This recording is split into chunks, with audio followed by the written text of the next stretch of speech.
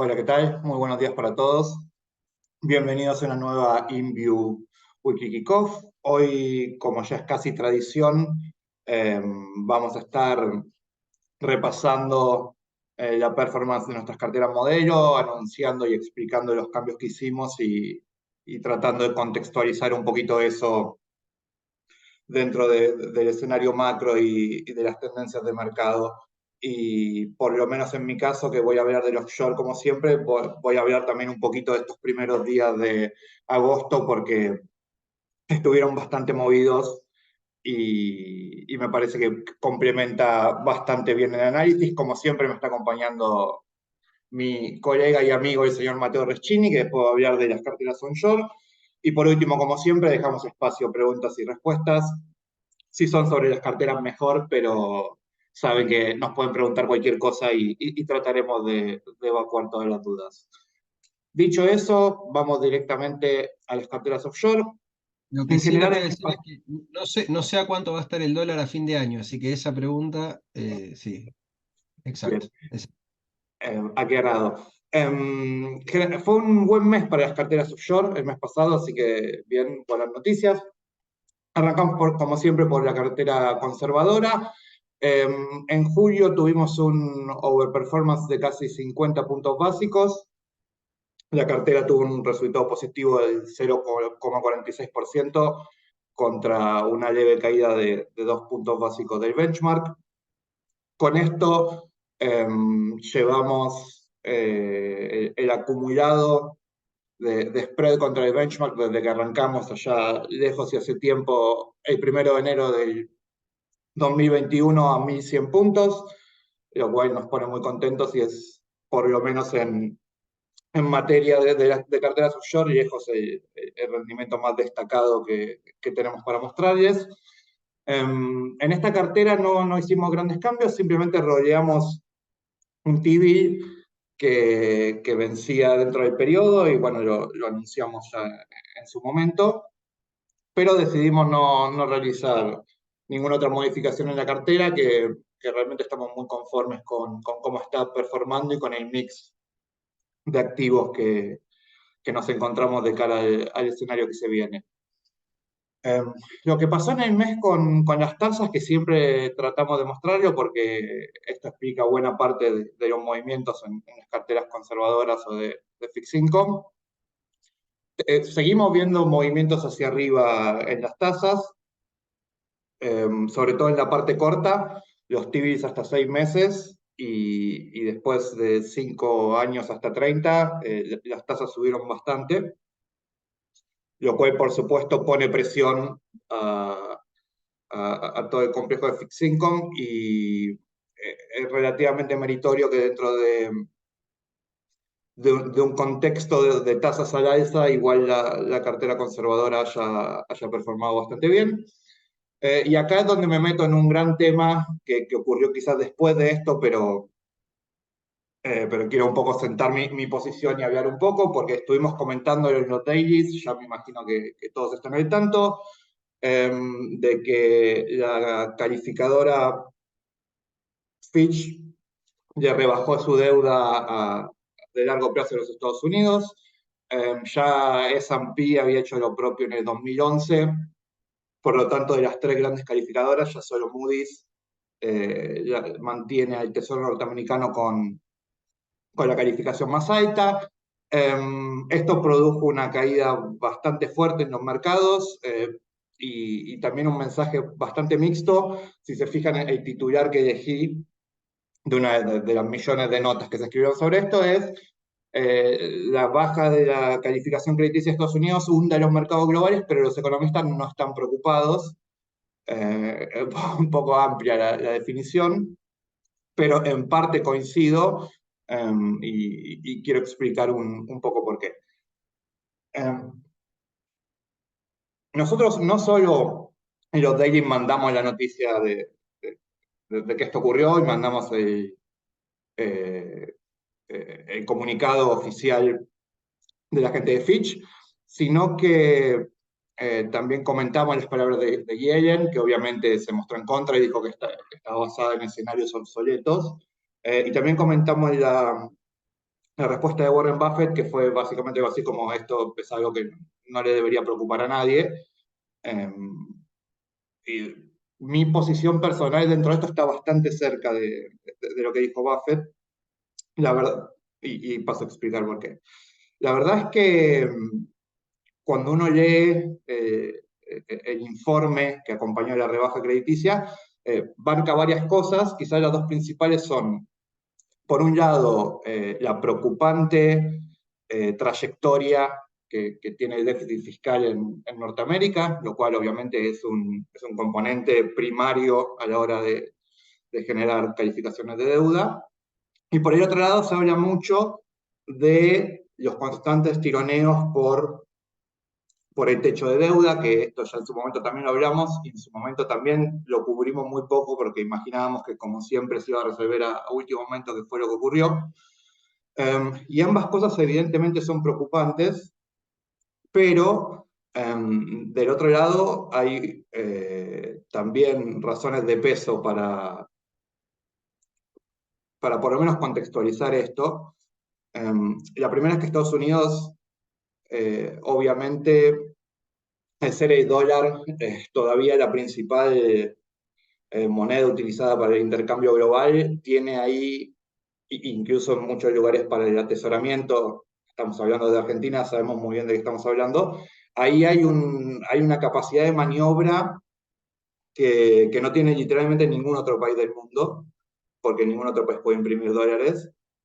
Por lo tanto, me parece que eso, que está incluso, ahí lo marqué en verde, está subrayado en el informe de la calificadora, me parece que eso tiene un peso eh, muy, muy importante. Y la segunda razón, que quizás no sea mérito de Estados Unidos, pero es una realidad, es que por cómo está estructurado el sistema financiero internacional, es necesario que haya un activo libre de riesgo en dólares. Porque necesitamos que ese activo sea una referencia, lo necesitamos para poder colocar como colateral para literalmente trillones en operaciones. Entonces, tiene que haber un mercado de deuda gubernamental de primera línea en dólares que cumple este rol. Y la verdad es que no hay ningún candidato que no sea Estados Unidos. Quedan varios países que sí tienen una calificación AAA, pero en general son países europeos cuyo mercado de deuda es muchísimo más chico.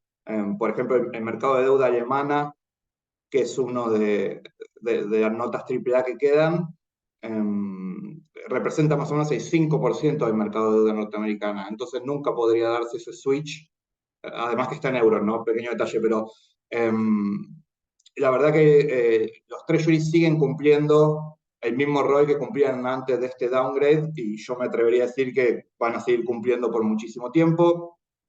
Con esto estoy diciendo que, por un lado digo que esto de alguna manera es un non-event a la hora de pensar carteras a corto y mediano plazo, y si bien sí hubo un impacto en las tasas, ahora lo voy a matizar bastante y me parece que la explicación primaria va por otro lado. O sea, esto no me hace perder sueño, así como no me hacía perder sueño las negociaciones por el techo de deuda, donde constantemente se da el problema de que como hay una paridad tan grande entre republicanos y demócratas, no importa quién esté en el poder, el otro vota todo en contra, entonces el partido que está gobernando requiere que todos sus miembros apoyen la medida para poder pasarla por el Congreso y tenés dentro de los republicanos un ala dura de Tea Party y demás que tiene una posición dogmática de no hay que gastar más, no subamos el techo, y del lado demócrata tenés lo mismo, pero inverso, digamos. Tenés una posición de la mal llamada Modern Monetary Theory que dice no tendría que haber techo, gastemos todo lo que querramos, total no pasa nada. Lo que terminó pasando esta vez, y es lo que espero que pase usualmente, es que se juntaron los centros de los dos partidos que representan una amplísima mayoría y totalmente conscientes de que Estados Unidos no puede permitirse un default, ni siquiera un default técnico porque no llegaron a juntar la plata ni nada, porque está la reputación en juego. Como que siempre, último momento, cuando ya la caja queda en cero, cuando a veces se empiezan a cerrar departamento del gobierno y demás, siempre la solución aparece. Por lo tanto, sí, obviamente la trayectoria fiscal de Estados Unidos actual no es sostenible. En eso creo que estamos todos los economistas de acuerdo. Pero dado la capacidad de maniobra extraordinaria que tiene el tío Sam, creo que se tomarán las medidas correctivas llegado el caso y no creo que esto termine repercutiendo en lo que a nosotros nos importa en definitiva, que es si se va a cobrar o no se va a cobrar cada cupón y cada bono emitido por el Tesoro norteamericano. Además, tengamos en cuenta que estamos hablando de que se rebaja de AAA a AA. No es que lo están pasando a Shank o a Triple C. Es un escalón, es un llamado de atención y de advertencia. Habrá que hacer mucho trabajo para los burócratas de Washington a la hora de analizar el presupuesto y que se está asumiendo y demás, pero para nosotros que estamos acá, los que tenemos TVs, realmente no creo que esto sea un game changer, ni mucho menos, por más sorpresivo que haya sido. Y entonces, si yo no creo que haya sido el downgrade lo que está moviendo las tasas, ¿qué es lo que creo que pasó? Bueno, el mercado está hipersensible a los datos de actividad y venimos en este modo de pensar del mercado donde muchas veces las buenas noticias son malas y las malas noticias son buenas, porque todo se interpreta bajo el prisma de cuánto tiempo la Fed va a tener que sostener las tasas en estos niveles elevados o si incluso va a tener que subirlas más. Y ya hemos hablado en weeklies anteriores que el segmento tecnológico del mercado, impulsado eh, por la revolución de la inteligencia artificial y los posibles impactos que pueda tener en el futuro, vemos múltiplos bastante elevados en buena parte de las empresas de mayor capitalización. Evidentemente, acá hay una sensibilidad muy grande a si la actividad está aflojando o no y qué vamos a ver las tasas en el futuro. Y tenemos todo el tiempo mensajes mixtos, donde los PMI, que son sobre todo los componentes futuros, donde tratamos de ver hacia dónde va la actividad, siguen viniendo mal. Tuvimos el miércoles un dato del mercado laboral muy fuerte y muy por encima de lo esperado, que para mí esto fue lo que gatilló la suba de tasas, por lo menos en consonancia con el downgrade de crédito.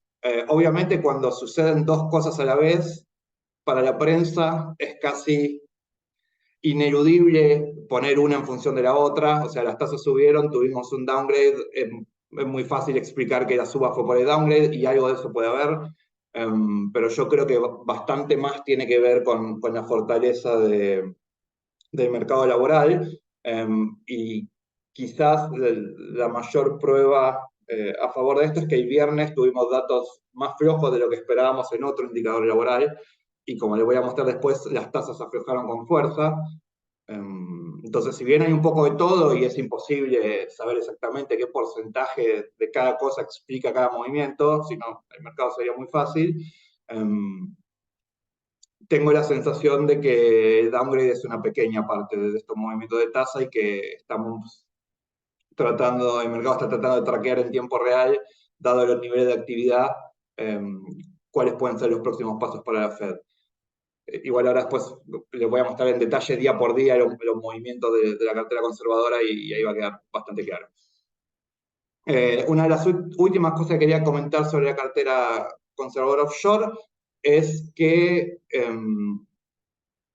de todos los ETFs que usamos en la cartera, que obviamente los combinamos con T-bills, a esta altura estamos en condiciones de recomendar un fondo UCIT en la mayoría de los casos equivalente y en uno de los casos, si se quiere, alternativo. Para EA, LQD y BSIT tenemos fondos espejo administrados por las mismas gestoras, o sea que la diferencia debería ser mínima. Obviamente cambian los tickers, obviamente cambia la legislación donde están, pero ahora voy a hacer un breve repaso de cuándo puede convenir uno u otro. Y en el caso de PFF, que es el ETF de acciones preferidas, donde tenemos una posición desde hace mucho tiempo, no les puedo ofrecer el mismo fondo en formato UCITS porque no existe. Lamentablemente, a veces uno se encuentra con estas situaciones. Pero sí hay un fondo de Invesco que, si se quiere, tiene el mismo espíritu en lo que refiere al asset class, pero básicamente tiene adentro, uno mira las dos carteras y son similares porque la oferta de acciones preferidas generalmente está en los mismos sectores, pero no es idéntico, o sea que hay una diferencia. Y si bien ya lo comenté varias veces, el público se renueva, como decía Mirta, así que hago un breve repaso de por qué buscar fondos UCITS cuando conviene. Básicamente, cuando uno invierte en un ETF domiciliado en Estados Unidos sin ser ciudadano norteamericano, esto tiene una serie de ventajas bastante importantes, empezando por el withholding tax que se aplica sobre todo a los dividendos, que yendo mediante UCITS domiciliados en Dublín, ahí hay una tasa diferencial, que si uno compra un ETF y lo deja 20 años, la diferencia final lo sorprendería, porque obviamente ir posponiendo o limitando el pago de impuestos sobre los cupones que se van cobrando, perdón, sobre los dividendos, pues son ETF, no cupones, obviamente representa muchísima diferencia al final. Después, si alguien tiene ADRs, perdón, ETFs norteamericanos en su cartera y muere, no hay otro término para usar esto, se le aplica impuesto a la herencia si tiene más de $60.000, que tiene una tasa del 40%, y no solo nos podemos encontrar con ese problema, sino que por experiencias que nos han comentado, después realizar el trámite burocrático para que aún con ese 40% menos se pueda recuperar el control de ese dinero si es que la cuenta estaba solo a nombre de la persona que falleció, es realmente muy, muy complicado. Después en Estados Unidos todos los ETFs se ven obligados por ley a distribuir las utilidades que reciben, lo cual genera, se retroalimenta con la tasa muy alta de withholding tax que se cobra. Por ejemplo, en el caso de PFF, que hace repartos mensuales, es uno de los pocos casos, es quizás el más claro de eso. Y además hay que generar todo el tiempo pagos. Ese es un poco el criterio que rige gran parte de los sistemas de intercambio de información, por lo tanto eso va quedando todo muy pero muy claro. Creo que se entiende el punto que estoy tratando de explicar. En cambio, los UCITS por lo menos limitan, o en el caso de withholding tax, limita, y en el resto de los casos evita estos problemas. Nosotros, si bien hay UCITS que distribuyen utilidades, nosotros recomendamos generalmente los acumulativos, y en todo caso, si hay necesidad de hacerse liquidez, se vende una parte y listo. Esto obviamente nos ahorra el trabajo de tener que estar todo el tiempo reinvirtiendo los cobros y los costos que tiene eso, más el resto de las ventajas. Entonces yo, en posiciones de fixed income de largo plazo, recomendaría casi universalmente que en la medida de lo posible se usen fondos UCITS. ¿Cuándo tiene más sentido usar fondos norteamericanos? Bueno, cuando vamos a hacer trading y no esperamos cobrar distribuciones en el medio, al tener un poco más de liquidez y profundidad, un ETF norteamericano puede tener más sentido. Y después, por supuesto, si nos vamos hacia renta variable, y sobre todo en los segmentos de growth, donde no se pagan dividendos, las empresas pagan muy pocos dividendos o nada, entonces las distribuciones de ETF son muy bajas. Obviamente se diluye el tema del withholding tax, porque la mayoría del retorno no esperaría que venga por apreciación del capital de las empresas, sino por lo cobrado, pero el resto de los problemas todavía permanecen. Por lo tanto, esto es bastante interesante para tener en claro, y me parece que es una manera de aportar valor al cliente final. simplemente conociendo esta diferencia y sabiendo que los UCITS existen y cuáles son, porque en definitiva el cliente lo que va a mirar es el neto, y si bien yo no puedo hablar de netos porque la situación tributaria de cada inversor es distinta y yo no soy un contador, a grandes rasgos les puedo decir que este es el escenario donde generalmente un inversor no norteamericano se está moviendo. Pasamos a la cartera moderada, lo mismo, acá simplemente roleamos el mismo TV que nos vencía, el mismo lugar donde roleamos el de la conservadora. El mes terminó 127 puntos arriba, buena performance, y como habíamos terminado casi empatados al mes anterior, algún puntito más, 131 es la diferencia desde que se crearon las carteras. Si miramos a nivel activo, básicamente todas las apuestas sectoriales, o casi todas, que venían underperformando el S&P 500, en este mes tuvieron resultados positivos y las medimos contra el ESPI. Sector energético, emergentes, financiero, value, todo anduvo por encima del benchmark, y por supuesto los T-bills, el que tiene el recuadro negro es porque obviamente es el T-bill original más el que roleamos, tuvieron también resultado positivo contra un benchmark que estuvo prácticamente neutro.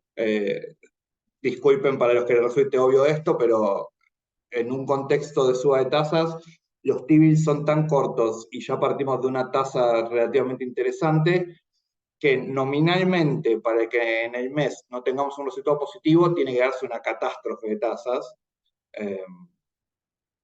porque con una duration tan corta y un devengamiento que ya se vuelve interesante, para que esa cuenta de negativa el impacto tendría que ser tal que igual agradeceríamos tener TIBIs que quedaron neutros contra un mercado que en ese escenario debería sufrir bastante, por lo tanto esto funcionó como se esperaba.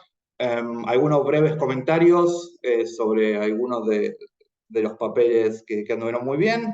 Sector petrolero, Arabia Saudita extendió sus recortes unilaterales. Acá obviamente hay un tema geopolítico que nos tendríamos que meter largo rato, pero bottom line, el petróleo viene subiendo hace semanas con fuerza. Esto obviamente apuntala todas las apuestas sobre el sector.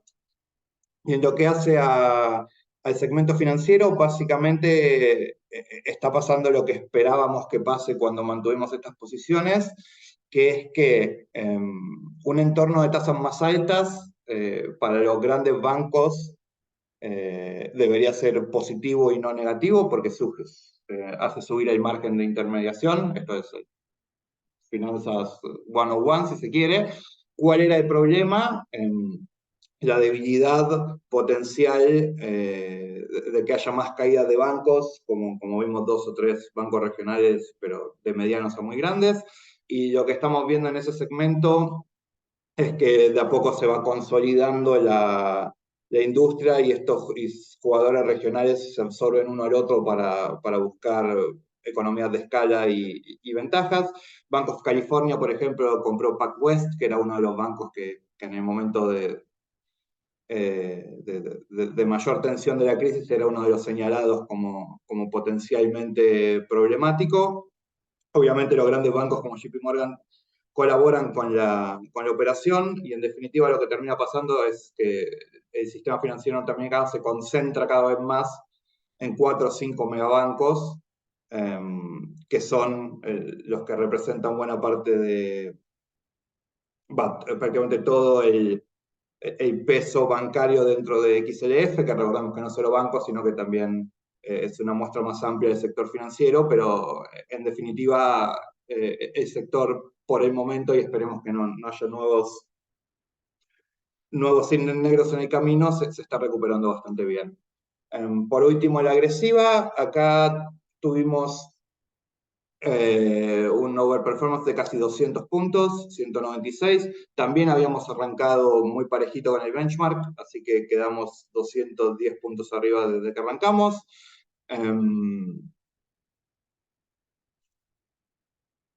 Acá vemos el mismo detalle, acá básicamente pasó lo mismo, segmentos que venían bastante castigados superaron por bastante al S&P y nuestro único pick discrecional que nos quedó del sector tech, que Google anduvo muy bien con un retorno de casi el 11%. Lo que anduvo flojo contra el benchmark son las apuestas de renta fija puras, donde la suba de las tasas obviamente impactó, pero como verán, en el overall igual fue un muy buen mes contra el benchmark. Dos breves comentarios. Brasil, somos cada vez más optimistas con Brasil y de a poco ese optimismo va empezando a filtrarse a los grandes medios como The Economist. Acá actualizamos un chart que hemos mostrado muchas veces, donde mostramos la inflación minorista brasilera, que es la línea roja, y la tasa de política monetaria. Brasil fue el primer gran banco central que empezó a subir las tasas, lo subió agresivamente por todo el tiempo que fue necesario.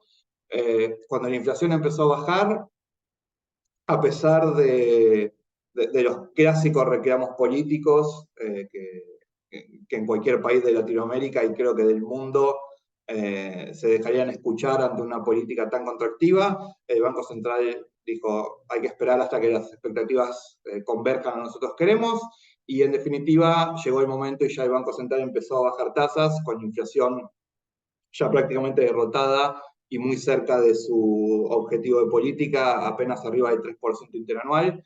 La verdad, creo que lo dije antes, pero me saco el sombrero. Me parece que el Banco Central Brasilero dio cátedra en esta situación de cómo contener un repunte inflacionario.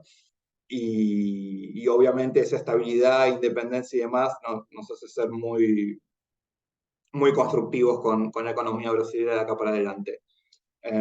Google, yo ya lo dije varias veces y lo voy a decir de nuevo, para mí el negocio core de Google de búsqueda es el mejor negocio del mundo, por márgenes, por volumen y por la dificultad que tendría cualquiera para tratar de hacerse un espacio significativo dentro de ese mercado. Se habla ahora mucho que las herramientas de inteligencia artificial y demás van a tratar de morder ese pedazo de la torta, pero la verdad es que las herramientas de inteligencia artificial están más desarrolladas para generar texto en base a inputs previos que para chequear si eso es verdad o no. Y cuando uno busca información, generalmente que sea cierta, le resulta importante. O sea que sí, vamos a ver avances. Seguramente la información se presente de una mejor manera. En el futuro seguramente se logre corregirse, pero Google también está trabajando en eso, obviamente. Hay una especie de carrera armamentística en lo que respecta a inteligencia artificial. Pero bueno, el balance estuvo muy bien. Y quizás si tengo que destacar algo es que la división Cloud, que viene desde hace muchos trimestres perdiendo dinero, pero creciendo en tamaño, ya empezó a reportar ganancias operativas. Otro caso de muy buena ejecución, quizás tardando un poquito más de lo que como accionista uno hubiera deseado, pero ya estamos ahí. Por lo tanto, en un contexto donde yo digo y repito que en general las grandes tecnológicas me parecen por lo menos fairly valued, y en caso de que esta tasa se mantenga por un tiempo, me parece que están caras en líneas generales. Google me parece que es por lo menos para mí el top pick dentro de ese pelotón donde podemos meter a Apple, Amazon, Nvidia, Meta, Microsoft y los grandes titanes de la industria. Y además, tengamos en cuenta que estamos hablando de una cartera agresiva y que el S&P está prácticamente copado por las empresas tecnológicas. Entonces, de alguna manera, para no descorrelacionarnos del todo con el benchmark, sea para bien o para mal, es necesario sostener alguna posición en Big Tech, y por el momento Google es donde elegimos estar. Última slide y ya le doy paso a Mateo. Breve comentario que pasó en los primeros días de agosto, porque yo les expliqué todo un mes, pero después vino el downgrade y cambió el mood del mercado y se movió todo. En líneas generales, contra el benchmark estamos más 30, más 50, menos 50, o sea, variaciones bastante razonables y aceptables. Pero les quería mostrar En particular, ¿qué pasó en estos días en la cartera conservadora contra el benchmark? Y fíjense, los primeros 3 días del mes, eh, después de que se conoció ese dato de empleo mucho más fuerte de lo esperado, tuvimos caídas tanto en la cartera como en el benchmark, lo cual obviamente habla de una suba generalizada de tasas. Ahora bien, el viernes, que tuvimos un dato más débil de lo esperado, eso se revirtió. Y no es que se canceló el downgrade. Entonces, bueno, también me pueden decir, bueno, no, pasa que hubo un overshooting del efecto del downgrade. Es imposible saber exactamente qué pasó. Pero el timing y la sincronización de los movimientos de tasa con los datos de empleo me hacen creer que el driver por el momento está más por acá que si Estados Unidos es 2 AA y un AAA, o 2 AAA y un AA. Pero bueno, obviamente le estaremos muy encima en el mes y si vemos que el view cambia, serán los primeros en saberlo. Mate, ¿estás por ahí? Sí, perfecto. Ahora piso en compartir. Bien, acá estamos. Perfecto. Bueno, señores, carteras onshore. La verdad es que, bueno, en este periodo pasó un poco de todo, ¿no? Empezando por la conservadora, recuerden que esta es una cartera con mandato SER, ¿sí? Ahí ponemos sin cambios porque no hace, o sea, para no confundir respecto del cambio que ya hicimos durante el periodo, ¿sí? O sea, cerca del final del mes hicimos el roleo de dos instrumentos que tenemos en la cartera, la ley de julio y el dual julio, ¿sí? Recuerden que teníamos eso dentro de la cartera, que sabíamos que iba a vencer, queríamos ver qué se ofrecía. Entonces, bueno, ya directamente arranca, o sea, lo roleamos preventivamente. No pongo el cambio de arriba para no generar confusiones, que no hay cambios adicionales a ese cambio, ¿sí? Entonces, esa es la diferencia. Bien, como se puede ver, tuvimos un leve underperformance, ¿sí? Del benchmark, muy, muy leve, dentro de lo que es la línea más o menos de toda la cartera, pero se movió bastante, bastante parecido a lo que es el SER, ¿sí? Ese cambio que hicimos a mediados de mes, ¿sí? Ese cambio, acá está. Ese cambio que hicimos, perdón, a fines de mes, que es la ley de julio y el dual julio, lo pasamos a activos ya 100% SER, ¿sí? Decíamos antes que teníamos, bueno, el dual, que era en parte SER, en parte dólar linked, la ley de que era tasa nominal. Bueno, hay dos situaciones que hacen que ya nos pasemos a hacer. Primero es que veníamos esquivando, ¿sí? Un poco lo que es la deuda post, ¿sí? Post elecciones, entonces veníamos agarrando un poco lo que se podía, ¿sí? Llegamos a este momento en que vemos que el mercado o ciertas, o sea, hay cierta sustentabilidad de lo que en las últimas licitaciones.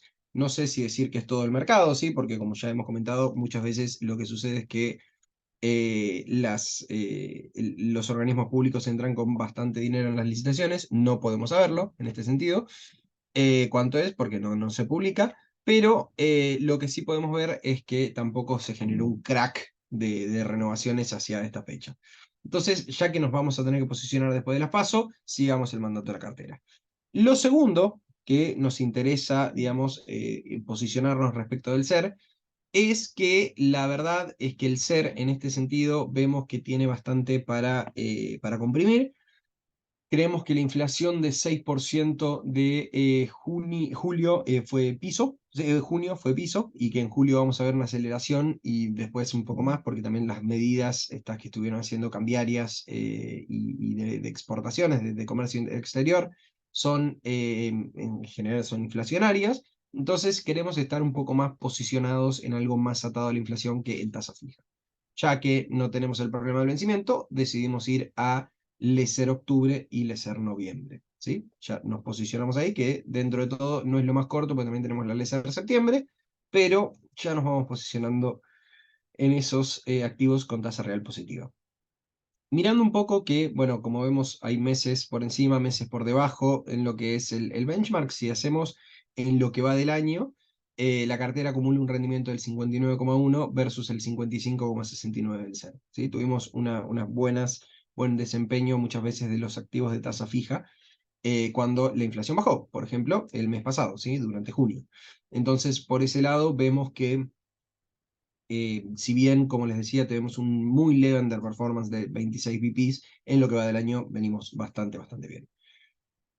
Por primera vez, desde hace bastante tiempo, me saco un poco la soga del cuello con esta cartera y no tenemos ningún vencimiento a fin de mes. Veníamos todos los meses haciendo cambios para rolear vencimientos, digamos, así que el primer vencimiento de la cartera recién lo tenemos a mediados de octubre, así que vamos a tener un poquitito más de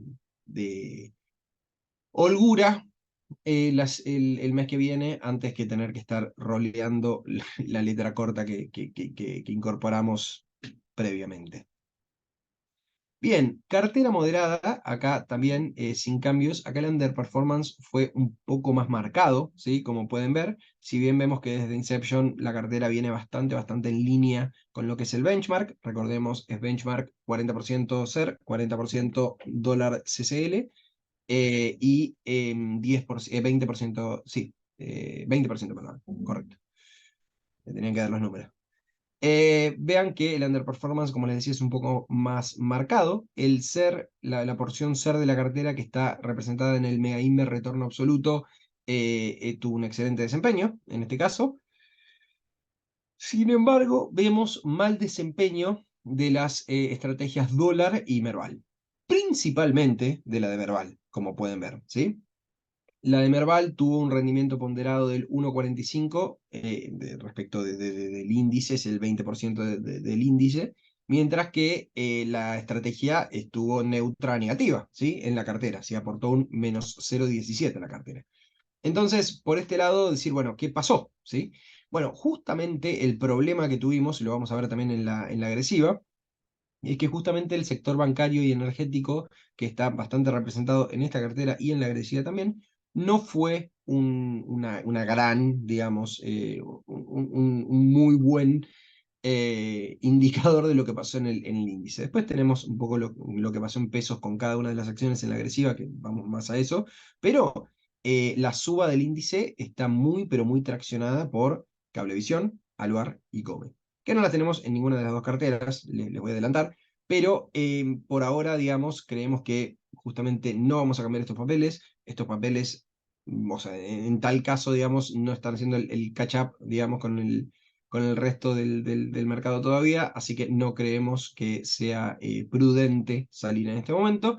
Y también además nos gustan los papeles, nos gustan los sectores. No creemos que un underperformance de este mes genere ese tipo de problema. Por otro lado, la estrategia dólar, ¿sí? La CCL también tuvo un underperformance. Fíjense que el dólar rindió en el mes 13,41%. Mientras que los activos que tenemos en cartera, ninguno lo pudo superar. Tenemos Walmart en 9,60 casi, 11,40 de Berkshire y 9,04 de Johnson Johnson, ¿sí? Nuevamente esto, bueno, esta es la estrategia dólar va y viene. Creemos que, bueno, no hay ningún sustituto mejor en este momento para dólar cash en el mercado que tener estos CDRs de bajo beta.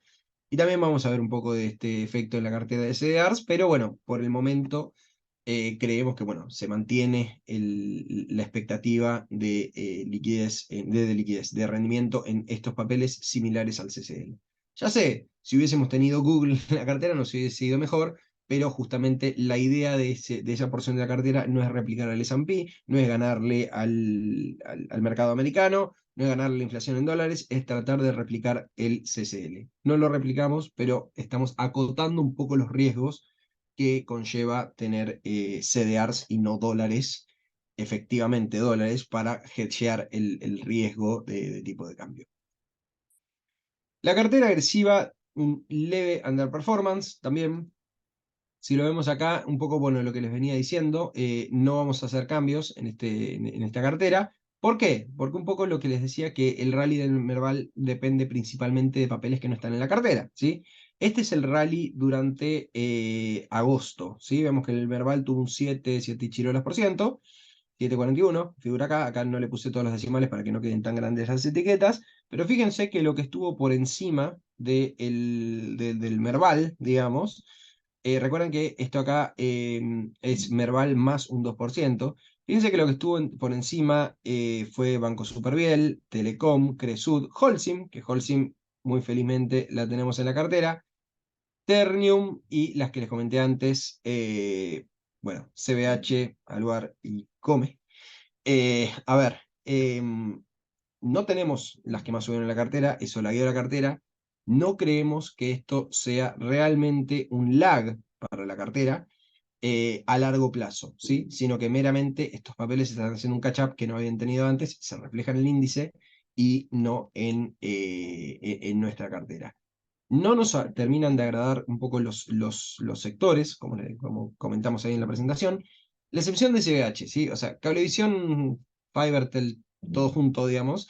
La verdad es que es un papel que por momentos resulta interesante, resulta barato, pero no creíamos que era momento de subir a la cartera este papel en particular, ¿sí? Por el momento preferimos mantener la cautela, esperar un poco a un poco más de definiciones políticas y en tal caso mantener el mix de sectores que tenemos. Acá, bueno, tenemos que dar explicaciones por la recientemente incorporada CEPU. Sí, obviamente CEPU fue el peor papel de la cartera. Por el momento también creemos que hay que bancarlo, ¿sí? Que hay que esperarlo un poco más y que en tal caso esta es una apuesta a plazo también acorde al plazo de la cartera, ¿sí? Entonces, si bien tenemos un underperformance, se da por una cuestión particular de los componentes del índice y además que, bueno, que también tenemos apuestas a plazo que estamos esperando a que den frutos. La cartera de CDRs esta sí tuvo un overperformance. Qué lindo que es dar buenas noticias, digamos.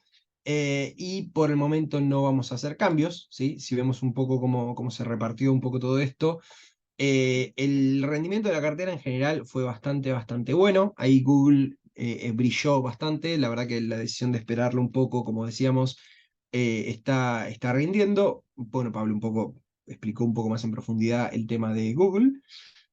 Acá el problema que hemos tenido son las de bajo beta, son las acciones, los CDRs de bajo beta, como Walmart y Johnson Johnson. En este caso, Berkshire no generó un problema mayor porque, de hecho, acá sí superó al benchmark, pero Walmart y Johnson Johnson quedan un poco para atrás. La verdad es que con las apuestas, digamos, direccionales más ligadas a los sectores que estuvieron subiendo más que la media y más que el mercado, como puede llegar a ser bueno, XLF, que está recuperando un poco de lo que nos había quitado, IWM o mismo Google, creemos que necesitamos el ancla de estos papeles de bajo beta y no vamos a generar cambios. De todas formas, la cartera viene bien y si vemos un poco cómo viene respecto del benchmark del CDR de SPY, sigue bastante bien al mercado, ¿sí? Eh, por el momento, como les decía, no vemos cambios para el mes que viene y de largo plazo, Google con este balance creemos que es para mantenerla. Si puede llegar a haber algún cambio por este lado, quizás es disminuir alguna posición más adelante de Nasdaq o incluso de las de bajo beta si vemos una oportunidad para subas mayores al índice.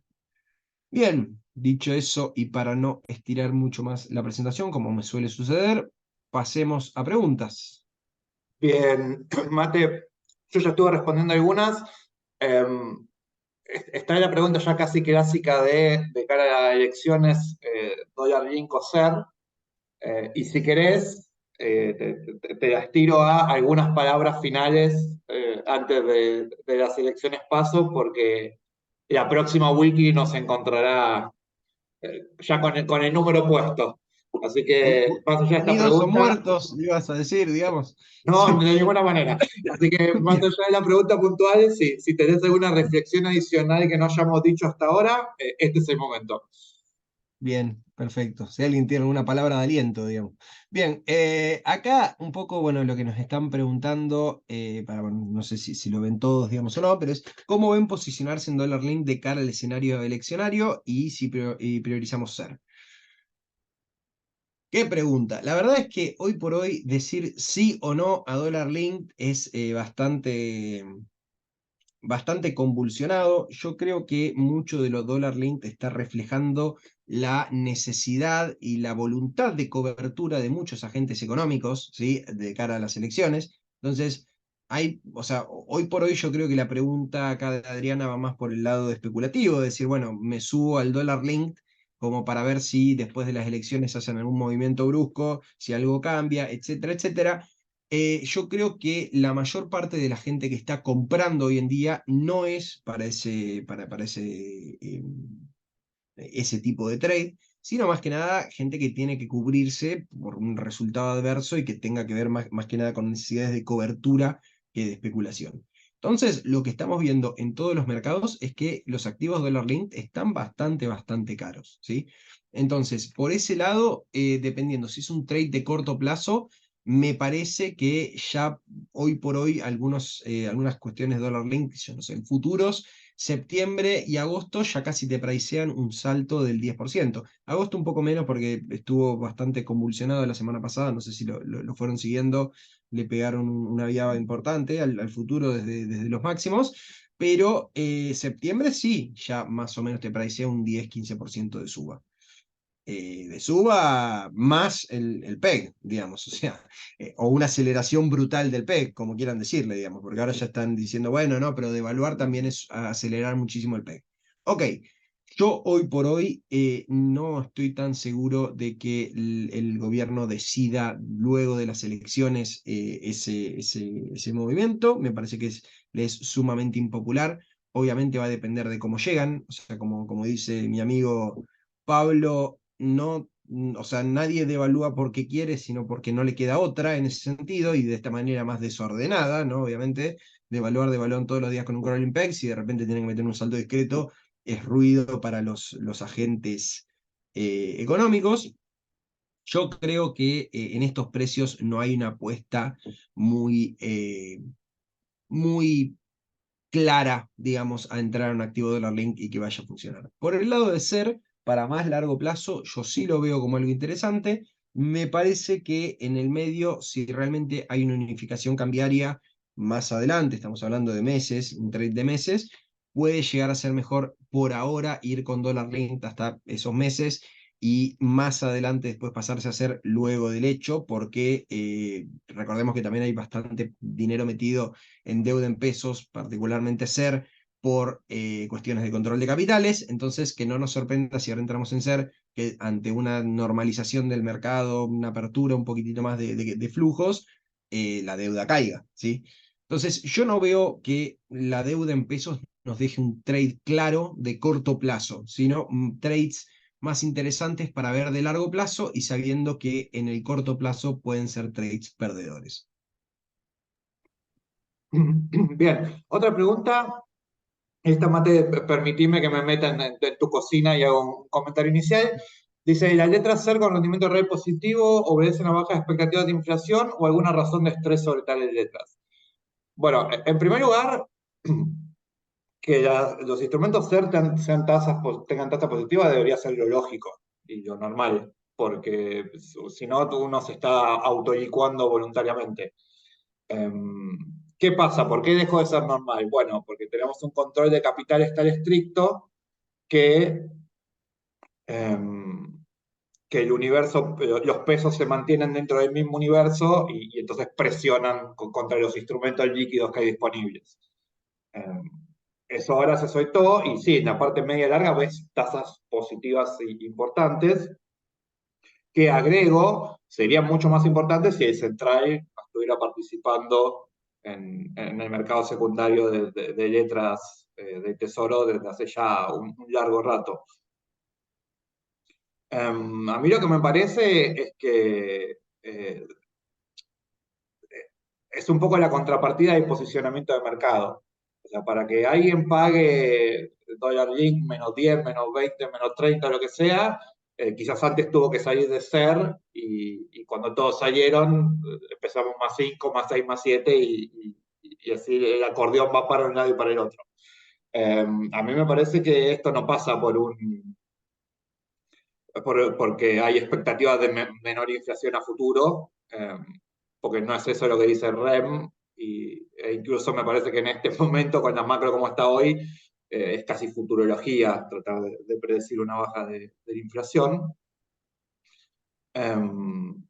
Pero son interpretaciones, no sé vos, Mate, cómo lo ves. No, a ver, en mi opinión, la cuestión o sea, que se ve el rendimiento positivo es que veníamos bastante negativos en rendimiento en lo que era antes de la curva y antes de las elecciones y después de las elecciones era medio la bola de las películas western, digamos. Entonces eso dejó bastante iliquidez en la parte de atrás. Hoy por hoy eso ya comprimió bastante y además que el dato de inflación a la baja de junio también sirvió para desalentar a la curva SER, pero hoy por hoy ya se está volviendo sin muchos tapujos porque directamente ya se espera que estas medidas vayan a ser inflacionarias. Obviamente, para el que realmente no quiere correr riesgo soberano, porque también la tasa es positiva, como dice Pablo, por una cuestión normalidad, digamos, y fuera de la normalidad es que también hay una cuestión de tasa positiva porque la gente no quiere ir después de las elecciones porque todos tienen miedo no todos, o sea, mucha gente tiene miedo de qué puede llegar a pasar, si hay algún tipo de disrupción en la deuda en pesos, etcétera, etcétera. No quiero traer palabras que pongan nervioso a nadie, digamos.